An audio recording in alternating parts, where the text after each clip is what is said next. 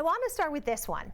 Is it an allergy or is it COVID? Because every time you see somebody sneeze or cough, or you have a sneeze or cough yourself, I mean, allergies are in full bloom. How do we know? Yeah, I mean, it's a very difficult question. There's not a definitive answer, and we really are. I have my own allergies. My family does, and I think that we all kind of intuitively know when we're having allergies. We've had them before. The itchy eyes, a little bit of tearing, maybe, and that kind of sneezy feeling, versus more of an achy, painy, sore throat feeling.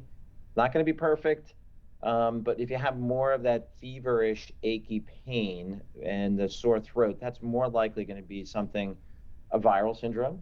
Could be COVID, could be some other cold or cough. And I think we've all known that. We just have to think a little bit about what we're feeling. And so how often do you test? If you believe, you know what, I think this is my allergies, they typically act up at this time, how often should I test just to be sure that that is the case before I go out and see people? Well, I think if you do that, maybe, let's say you do it once or twice and it's negative, and now you've learned, right? I've said, oh, hey, I've tested these are those feelings I've had. It's a sneezy, itchy feely.